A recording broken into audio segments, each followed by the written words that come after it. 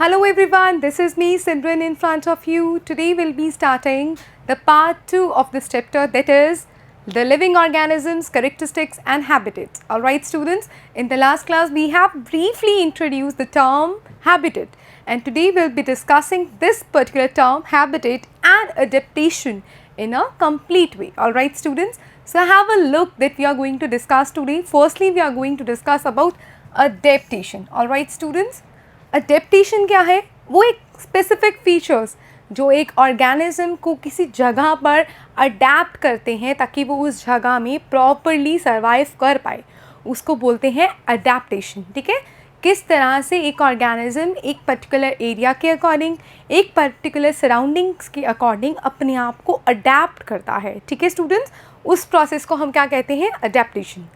That is the presence of specific features of certain habits which enables an organism to live naturally in that particular place is called adaptation. This is what adaptation is all about. ठीक है, कुछ ऐसे features, कुछ ऐसी habits जो एक organism को किसी भी जगह पे naturally जीने के लिए आदत डाल देती हैं या उसको survive कराने में help कराती हैं, वो आदतें ही क्या होती हैं? Adaptation होती हैं. Alright students, like adaptation of organism differ depending upon their place of dwelling. Dwelling मतलब जहाँ पे वो फल रहे हैं, जहाँ पे वो फूल रहे हैं. For example, अगर एक desert की बात करें तो its place of dwelling is desert. Alright students, and if I'm talking about a fish, then उसका place of dwelling क्या है?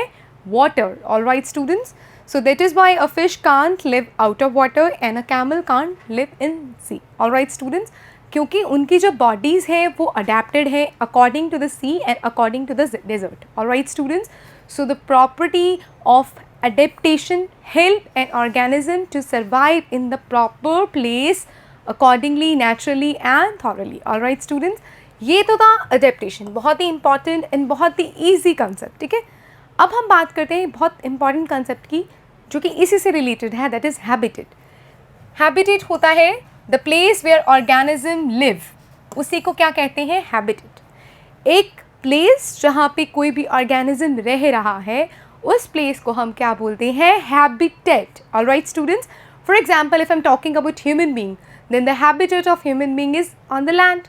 We don't live inside the water, right? We live on the land. That is why our habitat is land. Alright students, and if I'm talking about an octopus, तो उसका dwelling place क्या है?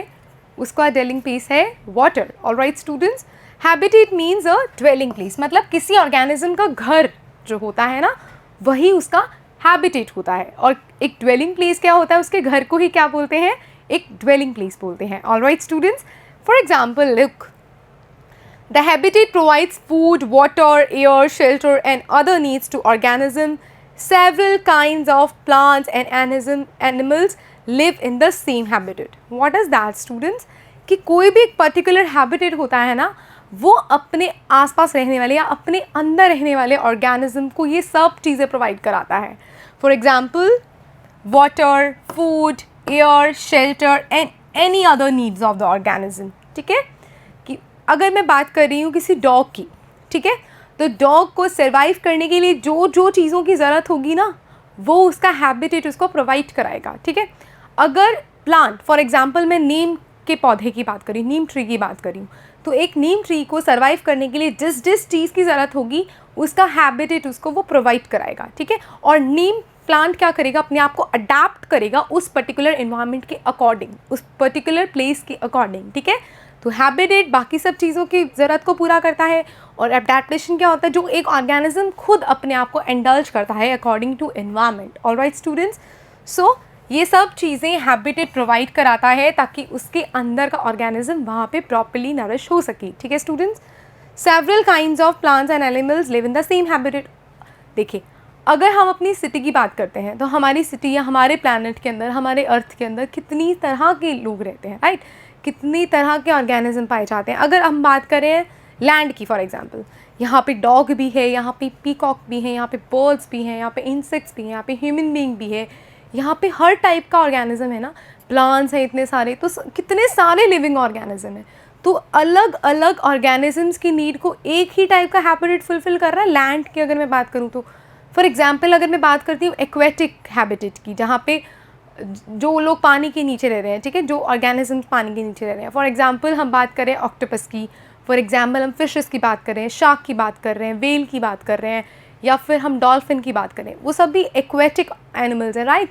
तो उन सब की ज़रूरत तो कौन कौन पूरा कर रहा है? उनकी हैबिटेट पूरा करिए, उनका वाटर पूरा कर रहा है। ऑलराइट स्टूडेंट्स, उनकी बॉडी उस तरह से डिज़ाइन है कि वो उस हैबिटेट के अंदर प्रॉपरली सर्वाइव कर सकती हैं, उनकी बॉडीज़ बहुत अच्छे से अडेप्टेड हैं, ठीक है।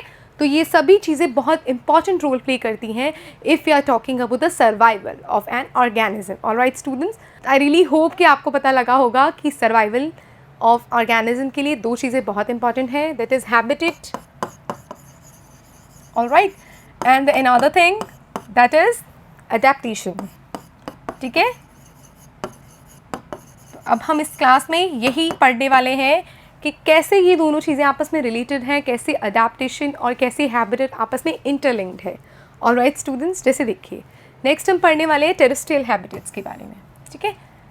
अगर मैं उन प्लांट्स और एनिमल्स के बारे में बात करती हूँ जो कि लैंड पे रह रहे हैं, ठीक है, जो कि लैंड पे रह रहे हैं, that live on the land, that those particular plants and animals will be called terrestrial habitats. Alright students, the plants and animals that live on the land are said to be living in the terrestrial habitats. Alright students, for example, if I am talking about the examples of terrestrial habitats, then these are forest, grasslands, deserts, coastal and mountain regions. ठीक है students, for example मैं forest की बात कर रही हूँ, अगर grasslands की बात कर रही हूँ, plains की बात कर रही हूँ, mountain regions की बात कर रही हूँ, कोस्टल एरियाज़ की बात कर रही हूँ, ठीक है। तो ये सारे रीजन्स क्या हैं?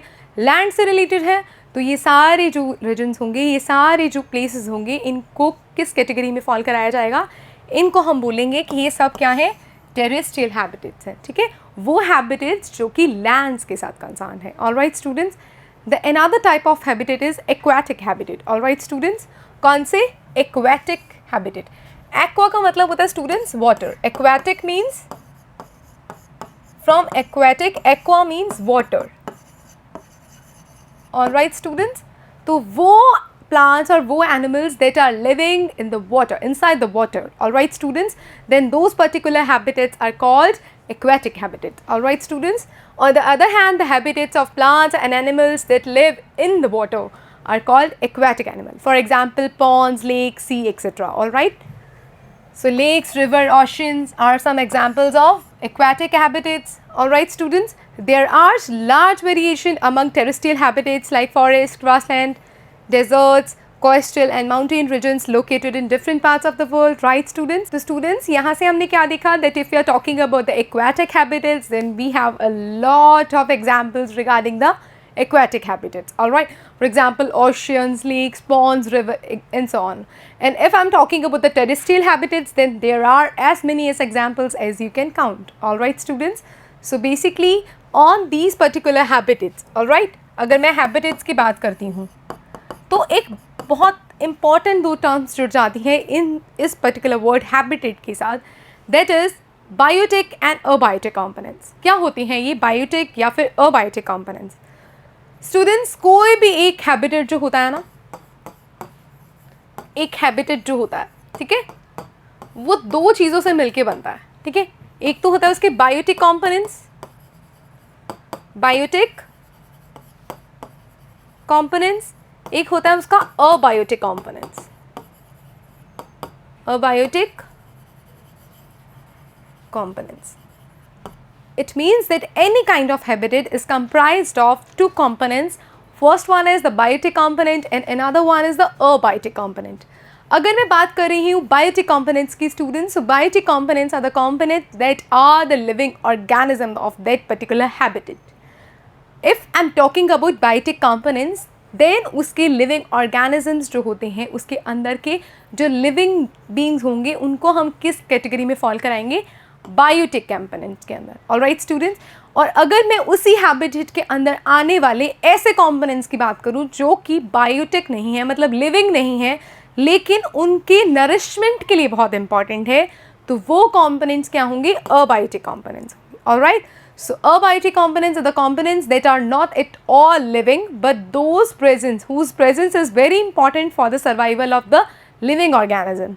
that is called abiotic components, and the living components are called biotic components. Have a look, students. The organisms, both plants and animals living in a habitat are its biotic components. ठीक है, plants animals जो होंगे एक habitat के अंदर रहने वाले, उनको क्या बोला जाता है? Biotic components. बायो का मतलब क्या होता है? लाइफ ही होता है ना. ठीक है, बायोटिक कंपोनेंट्स. और सेकेंड जगह पे हम देखें तो non living things such as rock, soil, air, water in the habitat constitute its abiotic components. All right, students. जैसे हम अगर बात करें, if we are talking about a plant, then plant in any habitat is its biotic component, right? But if there is no soil, if there is no water, if there is no sunlight, then can the survival of a plant be possible? No. So what is helping a plant to grow? It's abiotic components like soil, sunlight, water. All right. So for the survival of any living organism or the biotic components, a habitat's abiotic components are very important.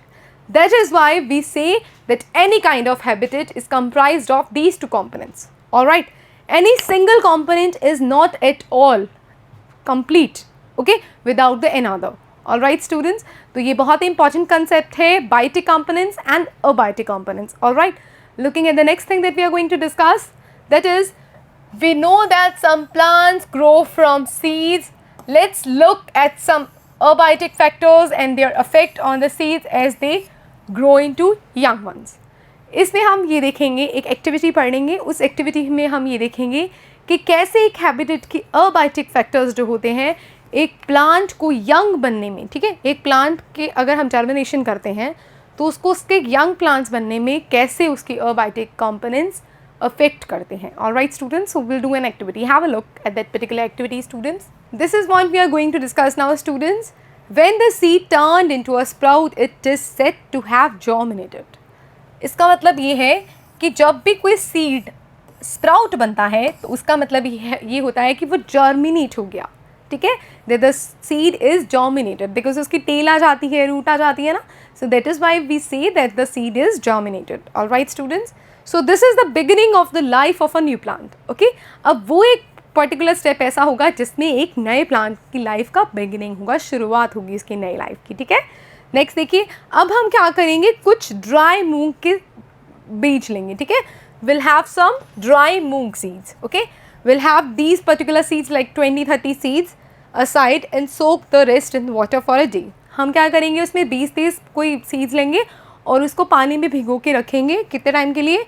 एक दिन के लिए. Alright students, तो हम क्या देखते हैं, अब हम जो हमने डिवाइडेड मतलब सोक किए थे ना सीड्स एक दिन के लिए, उनको हम डिवाइड करेंगे कितने पार्ट्स में? 4 पार्ट्स में. ठीक है, keep 1 part completed submerged in water for 3-4 days. ठीक है, जो हमने सीड्स को भिगोया था एक दिन के लिए उसके हमने 4 पार्ट्स कर दिए.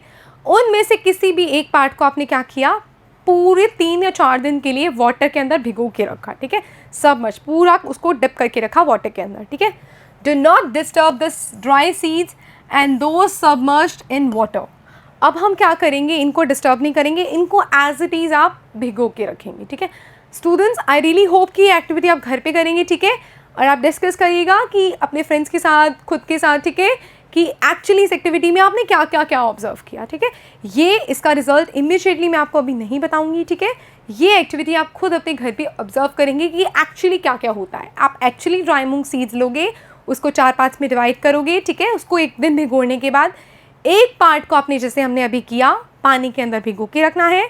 नेक्स्ट देखिए, keep 1 part of the soaked seed in the sunny room and another in the completely dark region like a cupboard that doesn't have any sort of light to come in. Alright students, तो हमने अब बाकी 2-3 parts बचे ना, एक part को क्या किया, प्रॉपर सनलाइट में रख दिया.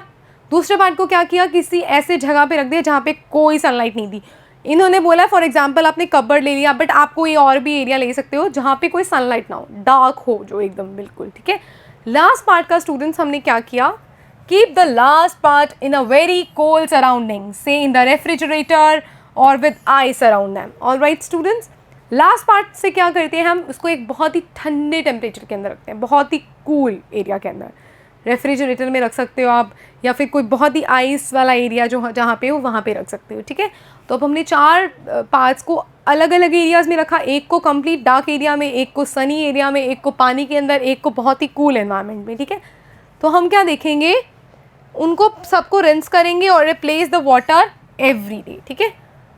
अब इनके पानी को चेंज करोगे तो हम क्या देखेंगे, कुछ टाइम बाद इनकी सब चीज़ों को ऑब्जर्व करेंगे, क्योंकि जब हमने उनको भिगो के रखा तब तो वो चारों के चारों एक जैसे दिख रहे थे ना, बट आप उसके बाद कुछ वक्त बाद लाइक 3-4 डेज़ बाद ऑब्जर्व करिए कि इनकी सबकी ग्रोथ में जो उनकी लाइफ की न्यू बिगिनिंग हुई थी ना, जब वो स्प्राउट्स बन के जॉमिनेट हुए थे, अब आप इन चारों को ध्यान से देखेंगे तो आप देखेंगे कि इनमें एक ह्यूज डिफरेंस होगा। वही डिफरेंस आपको अपने घर में ऑब्जर्व करना है, ठीक है। ये डिफरेंस किससे रिलेटेड होगा, ये अबायोटिक फैक्टर से रिलेटेड होगा, ठीक है, कि कैसे अबायोटिक फैक्टर्स एक लिविंग ऑर्गेनिज्म की लाइफ में बहुत इंपॉर्टेंट रोल प्ले करते हैं। ऑलराइट, तभी तो इन्हीं अबायोटिक फैक्टर की वजह से आपके जो आपने डिवाइड किए सीड्स वो इतना डिफरेंट है एक दूसरे से। अगर अबायोटिक फैक्टर्स कोई रोल ही नहीं प्ले कर रहे होते तो इतना डिफरेंस आपको दिखता ही नहीं। ये अभी मैं इसको एक क्वेश्चन मार्क इसलिए रख रही हूँ because I am really hoping that you will perform this activity at your homes. Alright students, so now students, adaptation is the method by which organisms get well adjusted to the climate। ये वही चीज़ है जो मैं very starting से बोल रही हूँ। Adaptation एक ऐसा प्रोसेस होता है जिसके अंदर एक ऑर्गेनिज्म अपने आप को एडजस्ट करता है अपनी क्लाइमेट के अकॉर्डिंग, अपने सराउंडिंग्स के अकॉर्डिंग, अपने सराउंडिंग्स के अंदर पाए जाने वाले खाने के अकॉर्डिंग, और उसके प्लांट्स भी अपने आप को कैसे एडजस्ट करते हैं उनकी रूट्स के अकॉर्डिंग, अपनी लाइट के अकॉर्डिंग, उसके टेम्परेचर के अकॉर्डिंग, उसके मौसम के अकॉर्डिंग, ठीक है। तो अडेप्टेशन क्या है, एक तरह से अपने आप को एडजस्ट करने का प्रोसेस है क्लाइमेट के अकॉर्डिंग, एरिया के अकॉर्डिंग, प्लेस के according. Alright students, adaptation doesn't take place in a short time because the abiotic factors of a region also change very slowly। अब हम अगर बोले ना कि डेजर्ट को मतलब एक कैमल को बोलो कि वो अपने आप को अडेप्ट कर ले कि इसको पानी में रहना है, तो क्या ये हो सकता है? क्या इतनी जल्दी अडेप्टेशन हो सकती है? यही तो है ना कि अडेप्टेशन इतने छोटे वक्त में नहीं होती, बिकॉज अडेप्टेशन किससे कंसर्न होती है, अबायोटिक कंपोनेंट से कंसर्न होती है। और क्योंकि किसी भी हैबिटेट के अंदर के होने वाले अबायोटिक कंपोनेंट्स इतनी जल्दी अपने आप को चेंज नहीं करते, बहुत ही स्लो, बहुत ही ज़्यादा एक्सट्रीम स्लो ये चेंजेस होते हैं। For example if I am talking about glaciers, तो ग्लेशियर्स का जो मौसम होगा, जो वहाँ का सनलाइट निकलेगा, जो वहाँ का सॉइल होगा, जो वहाँ की आइस होगी, वो क्या इतनी जल्दी अपने आप को चेंज कर लेगी कि ह्यूमन बीइंग वहाँ जाके नॉर्मली रह सकता है? नहीं ना। और क्या हम अपने आप को इतना जल्दी अडेप्ट कर लेंगे कि हम उतने ठंडे इन्वायरमेंट में जाके रह लें? नहीं ना। ये तो फिर भी हम हैबिटेट की बात करें स्टूडेंट्स, अगर हमें एक कंट्री से दूसरी कंट्री में जाके रहना पड़ता है तब भी बहुत ज़्यादा प्रॉब्लम होती है अडेप्ट करने में, एडजस्ट करने में। कंट्री की बात छोड़िए, अगर हम नॉर्थ इंडिया में रह रहे हैं और हमें एक पर्टिकुलर टाइम के लिए साउथ इंडिया जाना पड़ता है, तो वहाँ के टेम्परेचर के अकॉर्डिंग हम लोग अपने आप को एडेप्ट करने में एक बार स्टार्टिंग इनिशियली बहुत प्रॉब्लम होती है, हमारे डाइजेशन से रिलेटेड बहुत प्रॉब्लम होती है, क्योंकि हमारी बॉडी उस पर्टिकुलर एरिया को लेके अडेप्टेड है, यूज्ड टू है, ठीक है। तो इस तरह से एक तरह से एडजस्टमेंट जो होती है वो होने में वक्त लगता है, बिकॉज जो अबायोटिक फैक्टर्स होते हैं वो बहुत इंपॉर्टेंट रोल प्ले करते हैं किसी भी अडेप्टेशन को लेके, और जो चेंज होते हैं अबायोटिक कंपोनेंट्स में वो बहुत स्लो होते हैं। इसी वजह से इतनी जल्दी अडेप्टेशन होना पॉसिबल नहीं होता है, ठीक है स्टूडेंट्स। तो ये हमने बात की यहाँ तक अडेप्टेशन के बारे में। नेक्स्ट हम डिस्कस करने वाले कुछ इंपॉर्टेंट हैबिटेट्स के बारे में, ठीक है। So will have a journey through different habitats. Alright students, so just go with me along with these journey. Alright students, firstly we are going to discuss about the terrestrial habitats. Terrestrial habitats क्या होते हैं students? अभी हमने बात की थी वो habitats जो particularly allow करते हैं plants और animals को कि वो land पे रहें, ठीक है। So terrestrial habitat is the dwelling place for plants and animals that live on the land. Alright students, so some terrestrial habitats. Firstly we are going to discuss about the deserts. तो students, desserts के एक बहुत ही important creature को हमने कल अपनी last class में discuss किया था। कौन था वो? Camel, right, the important and the foremost popular species of any desert. Alright students, तो what is the characteristics of any camel? We have discuss that it has long legs that protects the body of camel from the heat of the sand. Okay, it has very low kind of urination, so it doesn't have the loss of water from its body, it doesn't sweat at all. Okay, and it also have very less reduction of the water from its excretion, right students. Apart from the camel, there are also some species that are living in the deserts, all right students, that do not have the long legs, okay, like camel. Okay, so those particular desert animals like rats and snakes, what these kind of animals do to survive in a desert? So this is what we are discussing. They'll have the hole inside the land, right? The upper layer of the sand will be very hot, okay, but inside it will be cool. So that is why they just bury the soil from here and live inside these particular places where the soil is less hot. Alright students, to stay away from the intense heat during the day, they stay in burrows deep in the sand. वो क्या करते हैं, जो मिट्टी के अंदर ऐसी सुरंगें बनाते हैं, छोटी छोटी सी बुरोज बनाते हैं, उसके अंदर दिन के वक्त रहते हैं, क्योंकि ऊपर की जो हीट होती है वो बहुत ज़्यादा गर्म होती है, तो उतनी गर्म हीट में वो नहीं रहते, तो इस वजह से जो रैट्स होते हैं, जो स्नेक्स होते हैं, वो दिन के वक्त में यहाँ रहते हैं, ठीक है, ताकि उनको बहुत गर्मी नहीं लगे, ठीक है students. Next, these animals come out only during the night when it is cooler. Okay, वो सिर्फ रात के वक्त बाहर निकलते हैं जब वहाँ पे ठंडी होती है। हमें पता है कि जितनी डेजर्ट्स की गर्म सुबह होगी उतनी ही ठंडी उसकी रातें होंगी, ठीक है स्टूडेंट्स। ये बहुत ही इंटरेस्टिंग फैक्ट है किसी भी डेजर्ट के बारे में। Alright students, next we are going to discuss an activity 3। Students, bring a potted cactus and leafy plant to the classroom. ठीक है, हम अपने क्लासरूम में क्या लेके आए, एक तो कैक्टस लेके आए हैं, एक कोई भी लीफी प्लांट लेके आए हैं, ठीक है। The polythene bags to some tie polythene bags to some parts of the two plants। Okay, अब हमने क्या किया, वाटर मतलब बेसिकली उसकी लीव्स को, कैक्टस की लीफ को और कोई भी लीफी प्लांट जो आप लेके आए हैं उसकी लीव्स के अंदर हमने क्या किया, कोई पॉली बैग को टाई कर दिया, ठीक है स्टूडेंट्स। कैक्टस कुछ इस टाइप में दिखता है ना, ठीक है, दिखा होगा सबने मोस्टली, ठीक है। So students, leave the potted plants in the sun and observe after a few hours. अब कुछ टाइम बाद क्या करिए, आप कुछ टाइम के लिए इसको धूप में रखिए और उसको कुछ वक्त के लिए वहीं छोड़ दीजिए।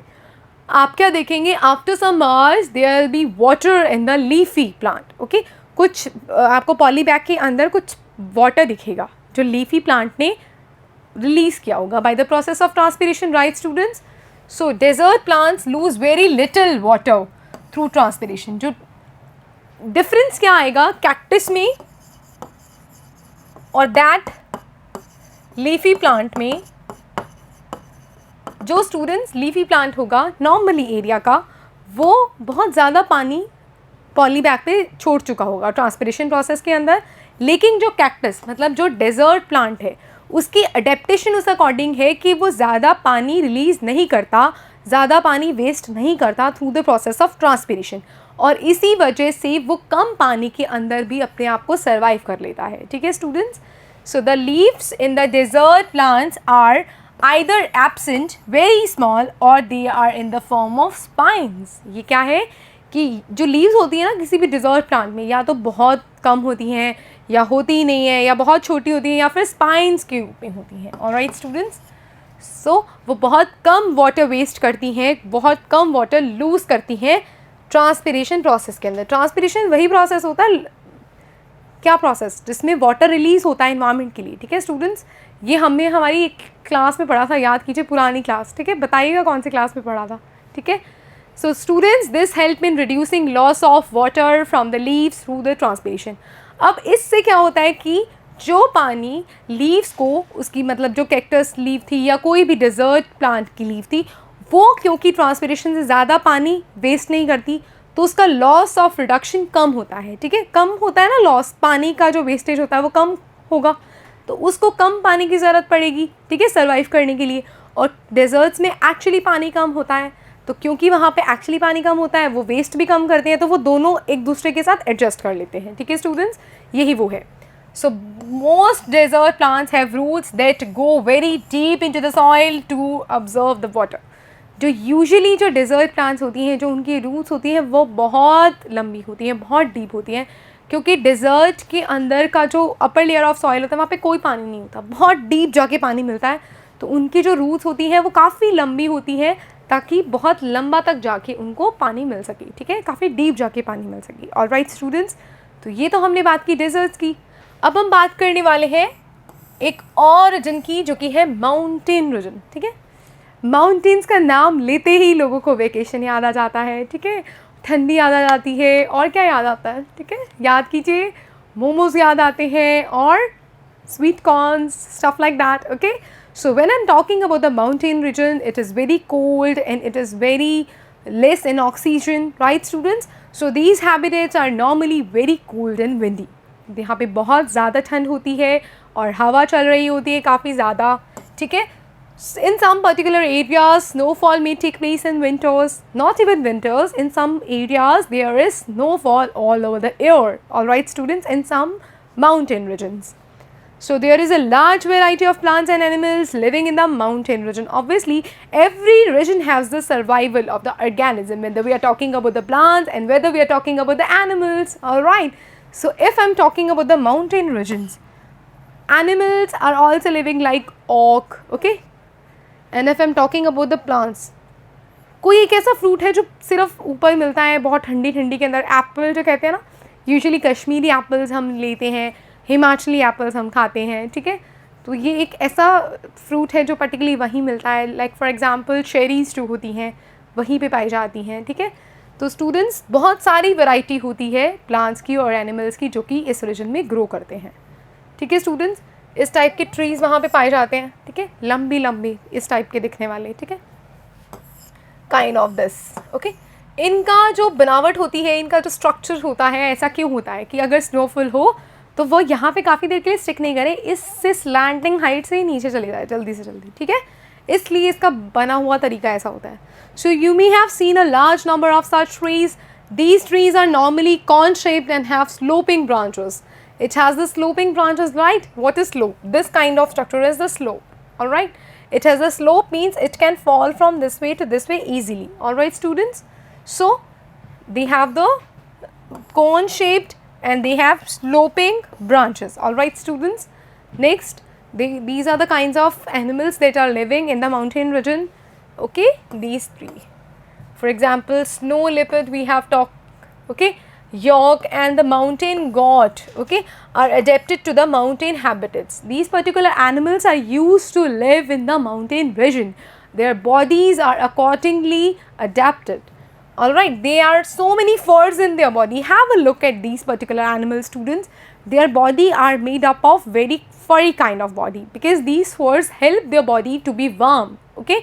इनकी बॉडीज़ को गर्म करने में इनकी बॉडी के अंदर जो फर है ना वो बहुत हेल्प करता है, ये इनकी बॉडी को ठंड से बचाता है, उनकी बॉडी इनकी स्किन तक पहुंचने नहीं देता सर्दी को, ठीक है। सो इसीलिए हमने यूजुअली देखा होगा कि अगर हम बाहर कहीं जाते हैं ठंड में तो यूजुअली अगर हमने इस टाइप का कुछ फैब्रिक पहना हो, furry fabric, then we will feel less cold, right students. So that is why their bodies are adapted according to the winter, according to the winter or according to the mountain region, all right students. So the leaves of some of these trees are needle like. These help the rain water and snow to slide off easily. अब ये मैंने अभी आपको बताया था कि इनकी जो लीव्स होती हैं या इनकी शेप ऐसी क्यों होती है, कॉनिकल काइंड ऑफ या कॉर्न शेप्ड, ताकि कोई भी पानी है या कोई भी स्नोफॉल हो रही है जल्दी से जल्दी वो नीचे आ जाए, यहाँ तक स्टिक नहीं रहे, ठीक है, यहीं पर नहीं रहे, जमा नहीं रहे, ईजिली स्लाइड ऑफ हो जाए, इसीलिए उनकी जो शेप होती है वो उस अकॉर्डिंग होती है, alright students. There could be trees with shapes very different from these that are also present on the mountains. Students, ऐसा नहीं होता कि सिर्फ वही ट्रीज़ मौजूद हों, इसके अलावा भी किसी माउंटेन रीजन में डिफरेंट काइंड ऑफ ट्रीज़ भी हो सकते हैं। अब हम बात करते हैं हमारे नेक्स्ट हैबिटेट के बारे में, that is grassland, alright students, grasslands. When I'm talking about grasslands, it can be related with the forest, for example, where the lion is, where the deer is, where the rabbit is, and where the fox is. Alright students, so when I'm talking about the grassland, we are coming across with these two terms, prey and predators. For example, if I'm talking about lion and deer, तो हमें पता है कि lion किसका Hunt करेगा, dear का करेगा, और डियर क्या बचेगा, लॉइन से बचेगा, राइट। तो if there is a hunting process और hunting mechanism, then in this particular process the prey is deer, जो शिकार होगा वो क्या होगा, डियर होगा, और जो शिकार करेगा, जो प्रीडेटर होगा, जो प्रे के इंतज़ार करेगा, वो होगा lion. Alright students, so what is prey, that is the prey for any kind of predator, okay। जो शिकार होगा उसको बोलते हैं prey, और जो शिकार करता है उसको बोलते हैं predator। all right students, तो आई होप कि आपको अभी ये कंसेप्ट समझ आ जाए prey का और predator का। for example if I'm talking about any grassland, all right students, then for example two types of organism are living here, first one is the prey and second one is the predator। अब prey इस तरह से अपने आप को adapt करके रखता है कि वो जल्दी से जल्दी किसी predator को पकड़ ले, और प्रेडेटर की बॉडी इस तरह से डिज़ाइन होती है कि वो जल्दी से जल्दी किसी ना किसी प्रे से बच जाए, ठीक है। So students, if I am talking about the grassland, so जो प्रे है और जो प्रेडेटर है, ये बहुत इंपॉर्टेंट दो करेक्टरिस्टिक्स हैं इस ग्रासलैंड की। एक की बॉडी उस तरह से अडेप्टेड है कि वो जल्दी से जल्दी प्रे को ढूंढ पाए, और दूसरे की बॉडी लाइक प्रे की बॉडी इस तरह से अडेप्टेड है कि वो जल्दी से जल्दी प्रेडेटर से बच पाए, ठीक है। जैसे फॉर एग्जाम्पल हम मान करते हैं किसी लाइन की, फॉर एग्जाम्पल, ठीक है। Lion is any predator that will have the prey, all right students, that will hunt the animals to eat them to survive, okay, to have food, all right students। So the body of lion is designed so that it has very sharp eyes, okay, it can see its prey properly from the location of his eyes are so accurate that he can see the location of the prey very accurately, okay। For example if I'm talking about its lost claws in front of its leg, उसके जो legs के आगे की जो उसके पंजे होते हैं काइंड ऑफ, ठीक है, वो इतने ज़्यादा शार्प होते हैं कि वो किसी की टोस के अंदर तक घुस सकते हैं, ठीक है। So it is like that lions have long claws in front of the legs that can be withdrawn inside the toes, okay, इतने sharp होते हैं। Now students, its light brown color helps it to hide in the dry grasslands when it hunts for the prey। जब वो किसी शिकार को ढूंढ रहा होता है तो वो जंगल में छुपता है, और जब वो जंगल में छुप रहा है तो उसका जो कलर है लाइट ब्राउन कलर का, वो उसको हेल्प करता है छुपने के लिए कि कोई प्रे उसको देख नहीं पाए, ठीक है। All right students, so its light brown color helps it to hide in the dry grasslands when it hunts for prey। The eyes in the front of the face allow it to have a correct idea about the location of its prey। जो उसकी eyes होती है ना, उसके face के front side पे जो होती हैं, वो उसको उसके प्रे के एक्यूरेट लोकेशन के बारे में पता लगाती हैं कि एक्चुअली उसका प्रे है कहाँ, ठीक है। ये तो हमने बात की किसकी, लायन की, जो कि है प्रेडेटर। अगर मैं बात करूँ प्रे की, जो फॉर एग्जांपल है डियर, इस तरह से दिखता है ना, इसकी बॉडी भी इस हिसाब से होती है लाइट ब्राउन कलर की कि वो आराम से कहीं पे भी छुप सकता है, ठीक है। अब उसकी लेग्स देखिए, इतनी ज़्यादा लंबी होने के कारण क्या होता है, पतली होती हैं उसकी लेग्स, तो इतना फास्ट भागता है, बहुत फास्ट भागता है। और ठीक है, इसके कारण प्रे के अंदर भी क्या होता है, जैसे फॉर एग्जांपल डियर की बात करें तो वो एक प्रे है, ठीक है। This is an another animal that lives in the forest and the grassland. Obviously it has strong teeth for chewing hard plant stem of the forest. अब वो तो लायन को खाएगा नहीं, वो तो अभी प्लांट्स खाएगा। उसके जो टीथ होंगे इतने शार्प होंगे कि वो स्टेम्स को, प्लांट्स की लीव्स को खा सकता है आराम से, ठीक है। A deer needs to know about the presence of predators। Obviously उनको पता होना चाहिए ना कि आसपास प्रेडेटर है, तभी वो बच सकते हैं। नहीं तो अगर उनको पता ही नहीं चलेगा तो कोई भी कभी भी आके उनको खा जाए, ठीक है। तो उनको भी प्रेडेटर्स की प्रेजेंस के बारे में पता लग जाता है। कैसे, उनकी जो सेंसेस होती हैं बहुत स्ट्रॉन्ग होती हैं, ठीक है। उनको पता लग जाता है कि प्रेडेटर है, तभी वो अपने आप को बचा सकते हैं, भाग सकते हैं वहाँ से, ताकि वो जल्दी से किसी का शिकार नहीं बने। Alright students, it has long ears to hear the movements of the predators. उनके पास बहुत लंबे लंबे कान होते हैं कि अगर कोई भी प्रीडेटर की हल्की सी भी आवाज़ आती है तो उनको पता लग जाता है, ठीक है, और वो फटाफट से वहाँ से भाग लेते हैं, ठीक है। The eyes on the sides of the head allow it to look in all the directions for danger. कोई भी खतरा है या नहीं है, उसके लिए जो उनकी आइज़ हैं जिस तरह से होती हैं उनकी हेड पे, वो हर डायरेक्शन में देख सकती हैं, और जहाँ पे भी उनको लगे ना कि फॉर एग्जांपल इधर कोई प्रीडेटर है, ठीक है, तो वो फटाक से वहाँ से भाग लेते हैं। Alright students, so the speed of the deer helps them to run away from the predators. बहुत फास्ट भागते हैं, ठीक है। तो इस तरह से एक ग्रासलैंड के अंदर रहने वाले दो important species, the prey and the predators, our body are adapted according to the habitats that they are living in. Alright students, next we are talking about some important aquatic habitats. Aquatic habitats, students, the habitats in which the plants and animals are living inside the water. जो पानी के अंदर रहते हैं उन्हीं habitats को हम क्या बोलते हैं? Aquatic habitats. For example, firstly I am talking about the oceans. जो समुद्र होते हैं वहाँ पे क्या habitat होता है. For example, students, हमने fishes के बारे में बात की जिनकी body क्या होती है? streamlined होती है.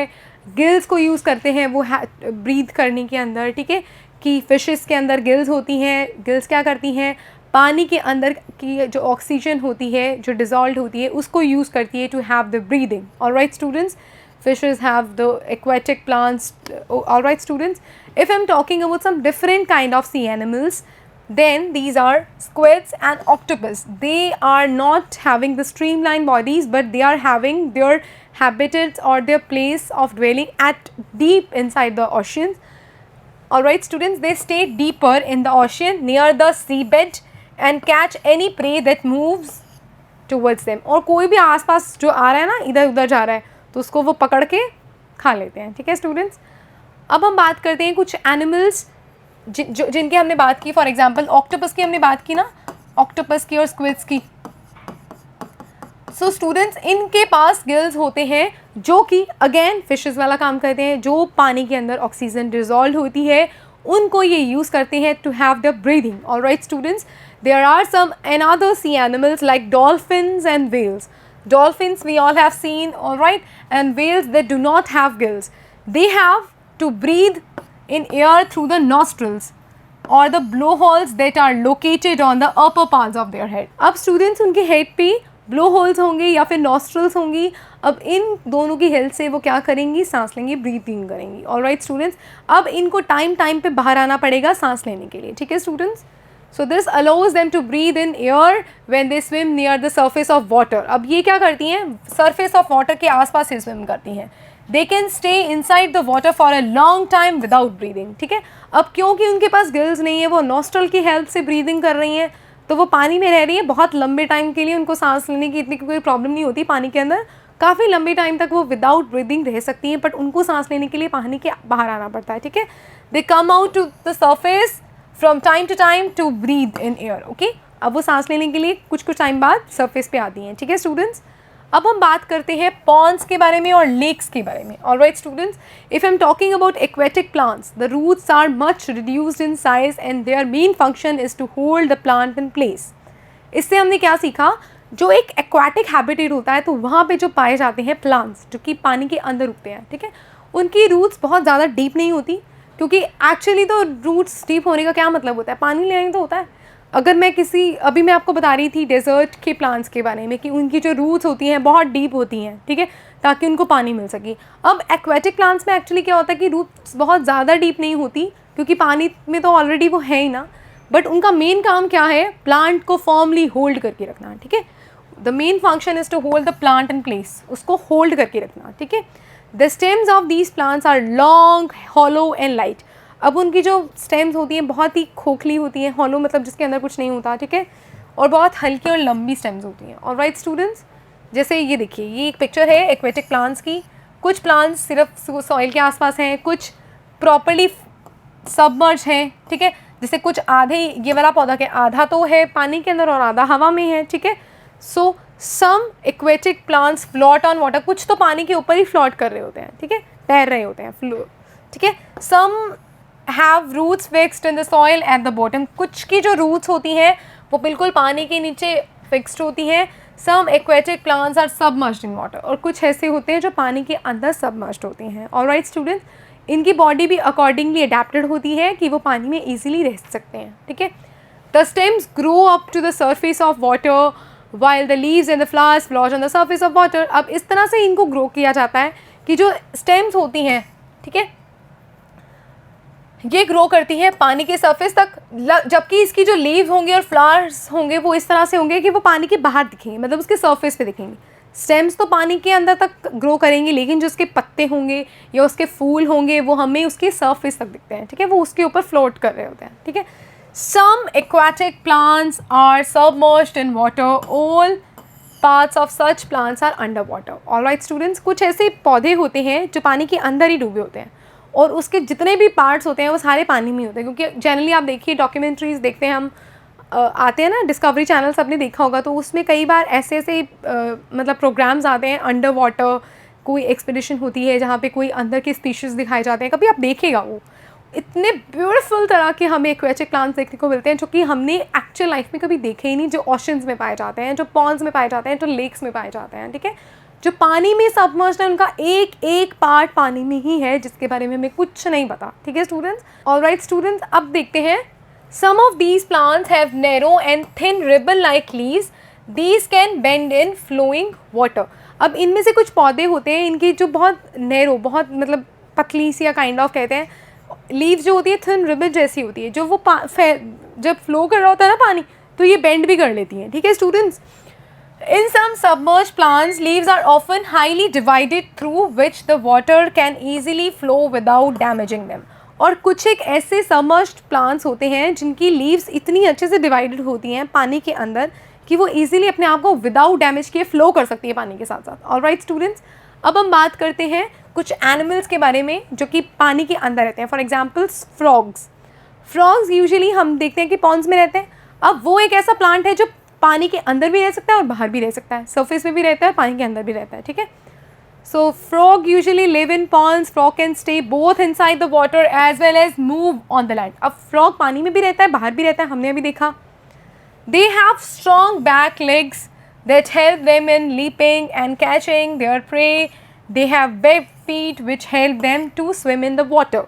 अब उनके पास बहुत स्ट्रॉन्ग बैक होती है, लेग्स होती हैं जो कि उनके शिकार को पकड़ने में हेल्प करती हैं, और उनके पास जो उनके जो वेब फीट होते हैं ना, इस तरह के जो उनके पंजे होते हैं वो इस अकॉर्डिंग होते हैं कि वो आराम से पानी के अंदर स्विम कर सकें। सो स्टूडेंट्स, आज हमने बात की डिफरेंट काइंड्स ऑफ हैबिटेट्स के बारे में। We have discussed about the terrestrial habitat and the aquatic habitats. In the terrestrial habitat students we have discussed about the grasslands, the mountains and the deserts. And if you're talking about the aquatic habitats, we have discussed about the ponds, oceans and lakes. Apart from that students, we have discussed about the biotic and the abiotic components regarding the plants and the organism of different habitats and the adaptation of these particular species. Alright students, so I hope कि आप लोग जाके घर पे ये चीज़ पढ़ेंगे. We'll be doing the characteristics of the living organism in the next class. Till then students, do practice hard at your home. We'll be meeting in your next class. Have a nice day. Bye-bye.